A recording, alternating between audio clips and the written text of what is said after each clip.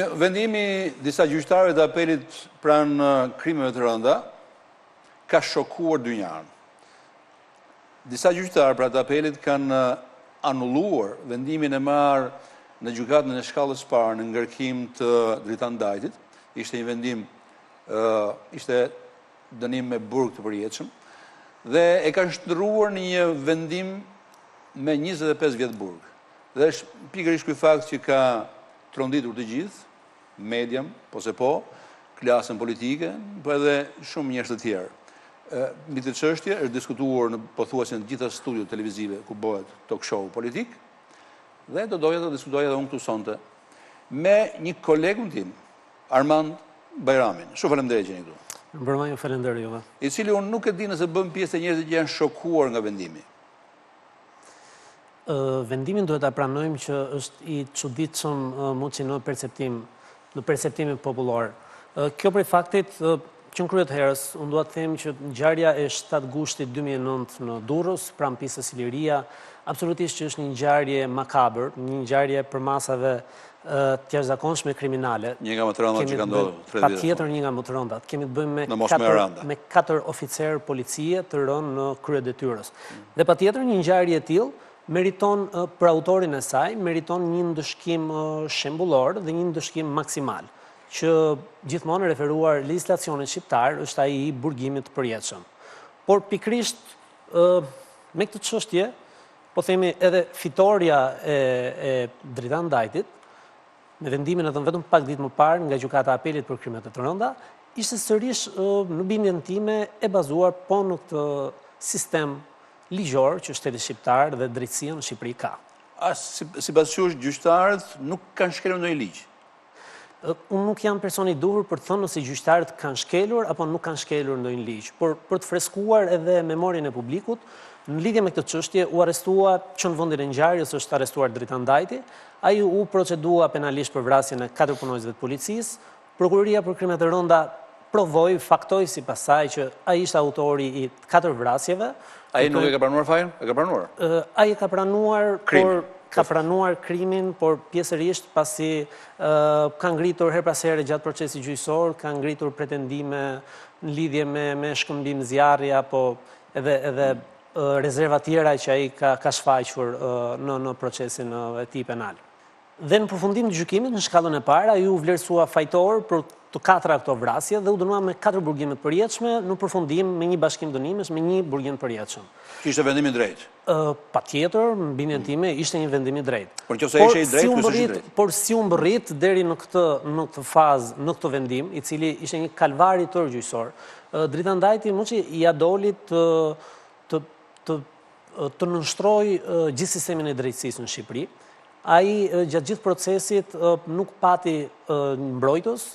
Dritan Dajti shfrytëzoi boshllëqjet ligjore, duke pasur parasysh edhe backgroundin e tij si një student i drejtësisë.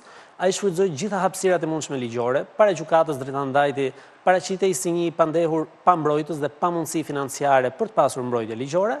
I kërkonte shtetit dhe gjykatës të vendosë një avokat kryesisht. Gjykata i caktonte një avokat kryesisht, avokati kryesisht vinte në sallën e gjyqit dhe për 1001 arsye nuk pranonte ta mbronte Dajtin dhe praktikisht Dajti ishte pa mbrojtje.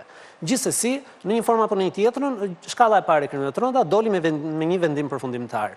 Ky vendim u ankimua në apel nga vetë Dajti, apeli vendosi rrëzimin dhe kthimin e dosjes për rigjykim në shkallën e parë.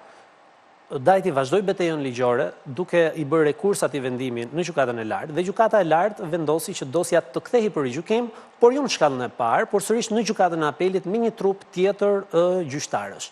Por deri në këtë moment kemi të bëjmë një fash shumë gjatë kohore, nga 2009 deri në vitin 2016, kur u dha vendimi i Gjykatës Lartë. Dritan Dajti kishte konsumuar të gjithë gjyqtarët e krimeve të rënda. Qoftë përmes procesit të tij penal, qoftë edhe përmes ankimeve që ai bënte her pas here për vendime ndërmjetme dhe për këtë shkak të gjithë gjyqtarët e apelit për krime të rënda ishin konsumuar dhe ishin në konflikt interesi për shqyrtuar çështjen e Dajtit. Atëherë u pa e vetëm mënyrë KLD-ja e kohës bëri delegimin e disa gjyqtarëve nga rrethet, cilët shpallën edhe vendimin pak ditë më parë. Kjo ka ndodhur si rezultat i një strategjie të atij, me fjalë është realizuar një objektiv strategjik e atij, ai ka menduar që shëllim që do t'i djegë një nga një të gjithë gjyqtarët e apelit, Apo ka qëlluar kështu? Jo, unë mendoj që ka qenë, patjetër ka qenë strategjia e tij mbrojtëse kjo. Thash, këtë mund ta them pa ndonjë rezervë që ai arriti të nënshtrojë sistemin e drejtësisë gjithmonë duke shfrytzuar hapësirat ligjore. Vetëm se mua Armand më shkon mendja që ne në këtë rast nuk kemi të bëjmë thjesht me një nga personazhet më kriminale në historinë e, le të themi, 30 viteve të fundit, por kemi të bëjmë edhe me një personazh, ju përdorët një shprehje që më pëlqeu, që ka nënshtruar gjithë sistemin e drejtësisë, sepse të refuzojnë avokatët njëri pas tjetrit për të marrë çështjen në ngarkim, të refuzojnë gjyqtarët njëri pas tjetrit. Mua mendja më shkon që ose janë blerë ose janë friksuar. Dritan Dajti është një personazh të jetë kompleks. Thash, kjo jo vetëm rrezullon dhe shumë inteligjent. Patjetër, pikërisht unë e përmenda pak më herët për shkak të backgroundit të tij si një student i juridikut, ai arriti të finalizoi dhe me një fitore patjetër që në anën e Dajtit kjo është një fitore, arriti të rrëzojë burgimin e përjetshëm. Edhe këtë duke shfrytzuar hapësirat ligjore. Unë ndaj thash më herët që me gjithë perceptimin publik për këtë vendim dhe patjetër që publiku pret për ngjarje të tilla kaq rënda, pret ndëshkime shembullore dhe absolutisht kapitale, siç do të ishte ai burgimi i përjetshëm, në të vërtetë Gjykata e Apelit për krimet e rënda ka pranuar dhe ka lënë në fuqi dënimin me burgim të përjetshëm për Dajtin. Pra, Apeli i krimeve të rënda, 5 gjyqtarët e mbledhur nga rrethet nga Gjykata e Apelit të Shkodrës dhe të Vlorës kanë lënë fuqi dënimin me burgim të përjetshëm.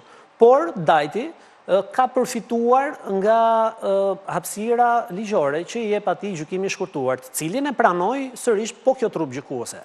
Duhet kujtojmë që Dajti që në nisje të procesit të tij në shkallën e parë e ka bërë këtë kërkesë, por për gjykatën aso kohë u konsiderua si një kërkesë ju refuzua dhe si një kërkesë e bërë jo në momentin e duhur procedurial, pasi duhet ishte bërë disa seanca më herët kur Dajti përfaqësohej nga një avokat kryesisht. Dhe pikërisht për këtë fakt ju mohua. Ai ka bërë qyshëllim të kërkesë për gjykim shkurtuar? Ai e ka bërë dhe ka ngulmuar edhe gjatë procesit. Do thotë që qyshëllim ka pranuar fajin? Por jo, gjykimi i shkurtuar duhet ta sqarojmë. Gjykimi i shkurtuar nuk është pranimi i fajit. Gjykimi i shkurtuar proceduralisht është ajo hapësirë ligjore që i jepet çdo të pandehuri në Republikën e Shqipërisë, nëse ai i pandehuri pranon të gjykohet mbi bazën e akteve që ka sjellë prokuroria, duke pranuar apo jo fajsin, mbi të aplikohet procedura e gjykimit të shkurtuar, që do të thotë prokuroria del që në seancën pasardhëse me pretencën, dhe kjo bëhet filozofia e gjykimit të shkurtuar është ekonomia gjyqësore. Çka do të thotë ti e mbyll procesin gjyqësor me vetëm 3 seanca. Dhe me që po ndihmon gjykatën, investimin e gjykatës, angazhimin e prokurorisë apo e gjykatës në një proces të gjatë, atëherë ti përfiton, i pandehuri gjithmonë përfiton uljen e 1/3 së dënimit. Ndërkohë që në rastin e burgimit të përjetshëm, automatikisht bie burgimi i përjetshëm dhe shkon aktualisht me kodin penal aktual shkon në 35 vite maksimumi i dënimit për një person që gjykohet me gjykim shkurtuar, ndërkohë që aso kohë në kohën kur u gjykua Dajti ishte 25 vite. Vetëm se nuk është e thënë, jo domosdoshmërisht ti e përfiton të drejtën për gjykim shkurtuar, mjafton ta kërkosh dhe kaq. Gjykata nuk ta jep. Kjo është në vlerësim gjykatës. Kërkesa për gjyqtarët e parë, patjetër. Kërkesa për gjykimin e shkurtuar është në vlerësim gjykatës. E bëjnë palët, madje ka pasur edhe raste po në gjykatën për krimet e rënda ku ka kërkuar pala i pandehurit, ka kërkuar gjykim shkurtuar, ka qenë dakord edhe prokurori për një gjykim shkurtuar, por e ka kundërshtuar gjykata. Patjetër që edhe kjo, ajo është në dorë të gjykatës. Se nuk është kundërshtuar këtë herë? Është në dorë të gjykatës. Por këtë herë, Gjykata e Apelit ka vlerësuar që atij duhet i pranojë gjykimin e shkurtuar. Po pse ka vlerësuar? Pse ka vlerësuar? Ato duhet pyesim 3 gjyqtarët. Po unë dua opinionin tënd. Dgjoj, kemi bëjmë me personazhe të tillë, Dritan Dajti është personazh, i thamja 2 gjëra, po është marrë vesh se çfarë është. Kombinohet, martohet inteligjenca me egërsinë kriminale edhe me nuk e di. Ka pasuri ky? Kjo në gjë të jashtëzakonshme besoj. Nuk është bërë në një subjekt.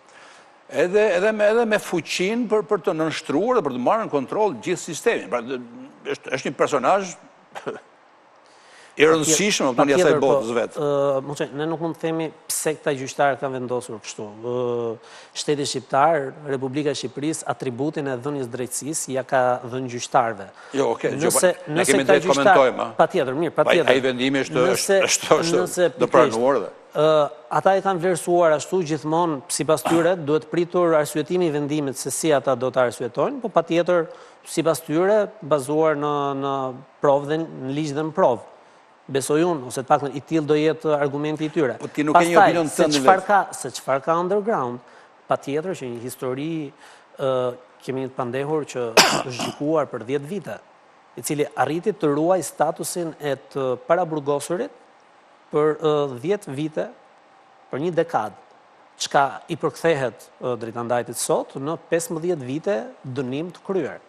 Dhe patjetër, duke zeruar 15 vite, nga 25 që është dënimi maksimal, i mbetet dhe një kohë e shkurtër vuajtjes dënimit. Ky ka marrë atë që ka dashur. Patjetër që ka marrë atë që ka dashur. Unë kam parë këto ditë, sidomos në Bram, në për studiet e kolegëve të mi, e kolegëve tanë, që nga gjithë të ftuarit, gjyqtarët janë demonizuar.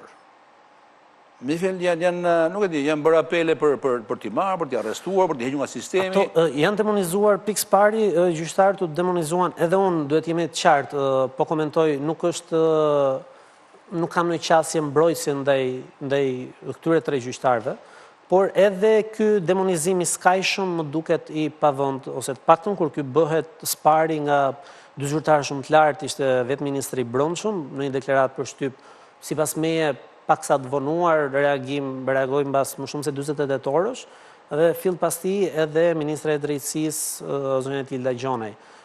Lesha i përmendi madje edhe çuarjen e këtyre gjyqtarëve pas hekurave bashkë me Dajtin, ndërkohë që ministra e drejtësisë në 2 ditë një pasnjëshme fillimisht paralajmëroi dhe mandej e pohoi fakt kryer që është drejtuar Këshillit Lartë Gjyqësor për shkarkimin nga detyrat gjyqtarëve. Por në këtë moment, sipas meje, kalojmë në një tjetër moment, sërish mbi përgjegjësinë që mund të kenë pasur këto 2 figura politike për shkak të pozicionit që ato kanë në strukturën shtetërore. Sipas meje, të paktën ministri i brendshëm duhet kishte dalë me një tjetër deklarata ditë ose ti thoshte shqiptarëve një gjë më tepër, jo ti thoshte që ato gjyqtarët do të shkojnë pas hekurave, po të kishte siguruar provat e nevojshme nëse ka gjithmonë, që ato gjyqtarë janë korruptuar, po nuk ka prova. Kanë marrë shfet, të kishte vërtetuar nëse ata gjyqtarë janë shantazhuar, janë kërcënuar, ata apo familjarët të tyre në mënyrë direkte apo indirekte nga Dritan Dajti, dhe pastaj tu përmendste hekurat gjyqtarëve. Duhet kujtojmë që ankimi të paktën një vendim, ky është vendimi në formës prerë, po patjetër ka edhe rrugë, prokuroria pritet të nga pasur kontakte në prokurorinë e apelit për krimet e rënda, direkt me zbardhjen e vendimit do t'i drejtohet me rekurs Gjykatës Lartë. Vetëm se Armand edhe ndërkohë që edhe këtë momentin se duhet ta sqaroj, ndërkohë që ministra e drejtësisë me gjithë dëshirën po themi të asaj dhe vullnetin për t'i proceduar penalisht dhe për t'i shkarkuar 3 gjyqtarët, ministra duhet ta ketë qartë, besoj, që jemi në një moment shumë ngërç për shkak të moskrijimit të gjitha institucioneve të reja pas ndryshimeve dhe pas hyrjes në jetë të reformës në drejtësi, ku aktualisht, për momentin, procedimin e gjyqtarëve mund ta bëjë vetëm Inspektori i Lartë i Drejtësisë, i cili nuk është ende një institucion i paformuar në Shqipëri, dhe po ashtu procedimi i gjyqtarëve, ligji ku hapësira shtrati ligjor i procedimit gjyqtarëve për momentin është i shfuqizuar nga i vendimi i gjykatës kushtetuese. Pra praktikisht ata nuk mund të procedohen disiplinarisht. Të mbetemi te këta kritikët, le të themi, të gjyqtarëve që kanë marrë këtë vendim. Janë shumë, edhe këta njerëz të zëmëruar, edhe që kërkojnë të merren masa nga këtyre gjyqtarëve. Tani kritika bëhet, edhe unë mendoj që është një kritikë e arsyeshme, e ngritur me një dyshim të arsyeshëm, sepse ne njohim personazhin e botës krimit, njohim veprën e tij kriminale, që është e rëndë, sapo e thamë, që është një nga gjërat më të rënda që kanë ndodhur ndonjëherë. Edhe dyshimi i arsyeshëm se këtu ka diçka që nuk shkon, është një gjë që mund të ketë vend në kokën e gjithë secilit. Dyshimi është dhe dyshimi mbetet, por nevojiten prova. Nuk ka. Dhe pikërisht kjo është ajo që unë do doja nga strukturat. Paraqitjen e provave dhe patjetër nëse ata 3 gjyqtar e kanë merituar, e thash pak më herët, nëse janë korruptuar, qoftë financiarisht, apo edhe janë shantazhuar apo kursonuar dhe kanë dhënë një vendim gjyqësor nën presion, patjetër që duhet mbajnë përgjegjësinë penale që u takon. Jo, problemi është që provat të tilla, unë përsëris, mund mos gjenden kurrë, që ata janë korruptuar, janë blerë ose kanë marrë një vendim nën presion, janë prova që mund të mbeten të fshehta gjithkohë. Por mund të ishte bërë, mo që policia e shtetit mund t'i kishte mbajtur në vëzhgim. Ku t'i shkoj mendja? Nëse nuk e ka bërë. Ti e prisi të merrë një vendim të tillë? Po patjetër që duhet t'i shkonte në mendje, se nuk kemi të bëjmë me një personazh zakonshëm. E tham pak më herët. Është një proces gjyqësor që ka zgjatur për 10 vite dhe që do zgjasi edhe disa vite tjera të mira, pasi patjetër që prokuroria e apelit për krimet e rënda do t'i bëjë rekurs vendimin gjykatë lartë. Aktualisht jemi në një situatë ku gjykata e lartë operon me vetëm 4 gjyqtar, praktikisht nuk shqyrton dot asnjë çështje penale, derisa plotësohet gjykata e lartë dhe derisa stoku i dosjeve në gjykatën e lartë janë 30.000 dosje të cilat presin shqyrtim, dhe mbas 30.000 dosjeve, imagjinojeni vetë se sa duhet që të vi radha edhe shqyrtimit të dosjes së Dritan Dajtit dhe që të dalim një vendim tjetër nga gjykata e lartë. Lidhje po me këtë çështje. Ky Sipas nuk është një muhabet i mbyllur, Deri në këtë moment nuk është një muhabet i mbyllur, por ajo që unë mendoj dhe gjykoj duke referuar edhe praktikës gjithmonë, besoj që është një nga ato vendimet i zorshëm për të prishur mbase nga gjykata e lartë. Gjithsesi mbetet për të parë dhe një tjetër moment, po në këtë përgjithësi shtetërore po them, lidhje me gjithë mbarvajtjen apo keqvajtjen e këtij procesi gjyqësor, unë shpreh habi, që është personale, se përse Ministria e Drejtësisë nuk ka shfrytzuar po themi atributet e saj ligjore, qoftë edhe ta gjente vetë mënyrën se si t'i drejtohej Komisionit Pavarur të Kualifikimit, që të paktën 5 gjyqtarët, cilët shqyrtuan, 5 gjyqtarët e apelit, cilët shqyrtuar në dosjen e Dritan Dajtit, të kishin kaluar procesin e vettingut. Të kalonin në një proces të përshpejtuar, në procesin e vettingut, që të paktën të gjykohej, të shqyrtohej edhe cilësia e tyre si gjyqtar. Po as varet nga ministri. Jo, nuk varet nga ministre, po them që mund të ishte angazhuar në një lloj forme, pak në t'i propozonte KPK-s. Mund të bënte, po ajo është një strukturë më vete, një seri strukturash më vete që nuk pyesin për kanë logjikën e tyre, procedurën e tyre ligjore. Mund ta kishte gjetur hapësirën, besoj. Jo, për të ardhur tek nuk e di te gjyqtarët. Mua më ka bërë shumë vështirë fakti që ka qenë një klimë e përgjithshme o terrori, o korruptimi. Më shkon mendja mua, po e them si gazetarët, do më kërkosh prova, por nuk kam prova. Po më shkon mendja që duke parë gjërat që kanë ndodhur, gjyqtarë që refuzojnë ta gjykojnë, gjejnë arsye, shpikin arsye, avokatë që refuzojnë. Muçi, pikërisht janë këto dyshime që them edhe unë, gjatë procesit gjyqësor në shkallën e parë, Dritan Dajtin refuzuan mbi 100 avokatë kryesisht refuzuan ta merrnin mbrojtje apo të përfaqësonin Dritan Dajtin në sallën e gjyqit. Në terma konkret, çka ka ndodhur sipas teje? Ata jepnin arsye nga më ndryshmet, dikush paraqiste raport shëndetësor, dikush gjente një konflikt interesi sado inferior me Dritan Dajtin, por unë nuk di që të ketë nisur edhe për këtë shkak, për shkak të mos marrjes përsipër në mbrojtje të Dritan Dajtit, edhe dhoma kombëtare e avokatisë ka marrë masa ndaj disa avokatëve, ka pizulluar një licencë avokatie, ka gjobitur disa të tjerë, por unë nuk di që të jetë bërë një, po themi një hetim i mirëfillt se përse gjithë avokatët u rrhoqën. Dhe ndaj më duket paksa i vonë gjithë ky reagimi tanishëm, që mund të ishin ndërmarrë ca masa, ca veprime edhe më herët, të dilej të dilten pa se pse po ndodh kjo, pse është krijuar kjo lloj klime, pse nuk pranojnë këta njerëz ta mbrojnë këtë personazhin.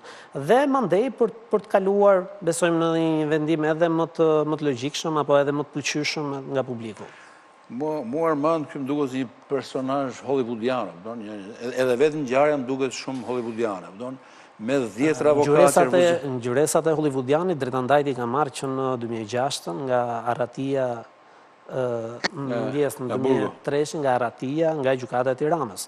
Ka qenë një skenar më shumë se sa për një film hollywoodian, ai ka arritur nga salla e gjyqit, nga seanca e radhës që kishte në Gjykatën e Tiranës, ka gjetur një pistolet që ishte vendosur më herët në tualetin e gjykatës, ka dalë me armën, ka shfrytzuar hapësirën për shkuar në tualet, mbrapa te Galexhani ka gjetur pistoletën që ishte lënë aty më herët, ka dalë me armë në dorë, madje është përballur në korridorin e gjykatës edhe me prokurorin e çështjes, ka pasur një çton ajër në atë moment dhe pastaj Dajti ka dalë nga gjykata, ka hipur në një motociklet që e priste tek dera e gjykatës dhe ka udhëtuar në drejtimin e kundërt, në esensin e kundërt lëvizjes në Unaz, bëhet fjalë për gjykatën tek Gjykata Tiranës, godina pran Lanës, pranë ekspozitës, është ngjitur në drejtimin e drejtorisë policisë Tiranë, ndërkohë që automjetet e policisë shkonin në një drejtim të kundërt. Dhe që nga e koha ai vazhdoi të jetonte në Arati për disa vite me radhë deri në 2009 ku gjatë operacionit, gjatë një përpjekje të policisë shtetit për ta arrestuar, ndodhi ajo që ndodhi. Dhe sigurisht mos mjaftonin këto cilësi të Dritan Dajtit. Ky është dhe me fat, sepse i vjen në ndihmë edhe situata në sistemin e drejtësisë. Fjala vjen Gjykata e Lartë që është në një gjendje patjetër jo funksionale. Unë nuk e di, sipas jush tani në një masë më të madhe ju latë në kuptoj që ky është vendimi final dhe nuk ka Jo, ky është një vendim i formës prerë dhe nga shpallja e këtij vendimi, Dritan Dajti nuk është më i dyshuar për vrasjen e 4 policëve. Po si çështja mund të rikapet, mund të rihapet. Nuk është më i akuzuar për vrasjen e 2 policëve, por cilësohet si vrasja e atyre 4 policëve. Është e provuar një vendim i formës prerë dhe i ekzekutueshëm, Dajti nga ky moment konsiderohet si i dënuar, jo më i paraburgosur.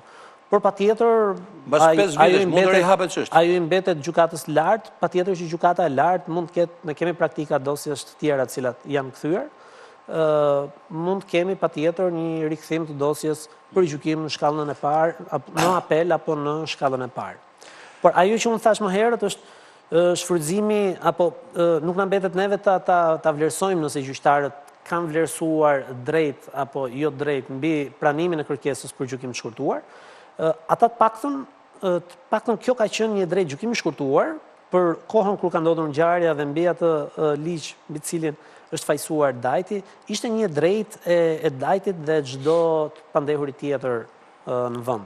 Në ndryshim me tashmë, në momentin që flasim, me ndryshimet që ka pësuar Kodi Penal dhe Kodi Procedurës Penale në vitin 2017, vepra penale të cilat kanë një marrë dënimi deri në burgim përjetshëm, nuk pranohet më gjykimi i shkurtuar.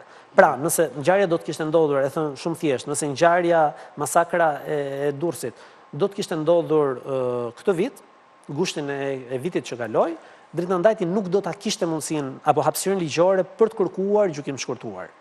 Ndërsa në këtë rast e ka pasur, dhe kjo nuk është hera e vetme ku apeli përpos personazhit, përpos ngjarjes shumë të rëndë për cilën akuzohet, kjo nuk është hera e parë që apeli për krimet e rënda ka pranuar gjykimin e shkurtuar. Do të kujtoj vetëm një rast, ka qenë rasti i dosja e Xibrakës, trafikantët, disa persona të akuzuar për laboratorin e kokainës në Xibrak, besoj se shikuesit e kujtojnë, edhe për ata persona u la në fuqi vendimi i shkallës parë sa i përket fajësisë tyre, por u pranua gjykimi i shkurtuar, çka u përkthye në uljen e 1/3 të dënimit nga shkalla e parë.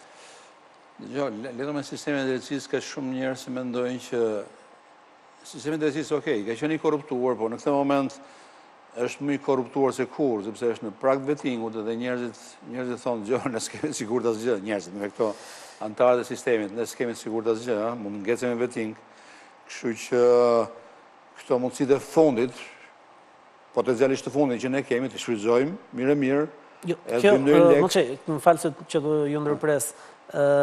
Kjo në fakt është thënë her pas here edhe nga personazhe publik, është thënë fakti që është një kategori gjyqtarësh, më thonë, praktikisht unë jam nga përvoja ime personale, ju them që gjyqtarët aktualisht janë shumë në presion. Që nga nisja e procesit vettingut, janë në presion edhe nga klima politike dhe nga klima popullore, demonizimi që është bërë klasës së gjyqtarëve, po patjetër edhe nga procesi i vettingut. Dhe në këtë kategori është një kategori që jep vendime shumë më të rënda nga çdo të jepte në një situatë normale, pikërisht për të qenë, po themi, të pashtë dhe të pastër me perceptimin popullor.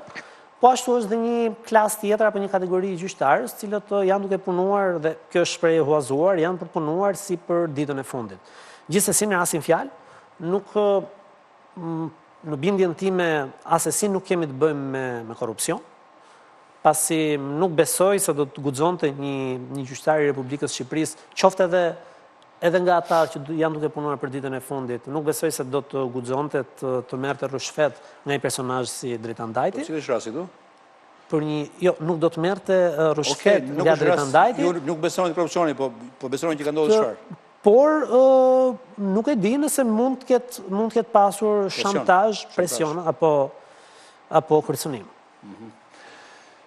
Jo, për të mbyllur, sistemi drejtësisë momentalisht është në reformë sipër, që do thotë by definition confuse, sepse disa struktura janë duke ngritur, disa janë ngritur, disa nuk janë ngritur akoma dhe nuk e dim kur do ngrihen, njerëzit janë të paqartë, edhe disa një pjesë e sistemit funksionon, një pjesë nuk funksionon fare, siç është gjykata e lartë, është problemi. Gjykata e lartë, gjykata kushtetuese. Kështu që ka shumë disa shpejt pritet që edhe gjykata e apelit ketë probleme shumë theksuara për shkak të largimit gjyqtarëve. Në këto rrethana kjo zbraztie e madhe plotësohet në mënyrë natyrale nga zëra publik që dalin dhe bëjnë gjyqtarin, bëjnë prokurorin.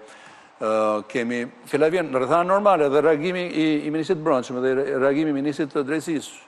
Rrethana normale do ishte i qortueshëm, sepse po flasim për një sistem që s'ka lidhje fare, nuk është dyre. Po flasim për një sistem pavarur dhe po flasim pikërisht në këto momente ku në Shqipëri po zbatohet një reformë drejtësie që në thelbin e saj ka krijimin e një sistemi të pavarur dhe të pandikuar nga politika apo edhe nga korrupsioni. Po vetëm se në këto rrethana dikush do të fliste, sepse u mori vendim që na la pamend. Patjetër, por unë do doja të kishte që të paktën reagimi i dy ministrave të ishte më i prekshëm. Paktën i ministrit të Brendshëm, të ishte më i prekshëm, unë do doja, ky është mendim personal, që ministrit kishte dalë dhe të na tregonte pse po drejtojnë gishtin ndaj gjyqtarëve.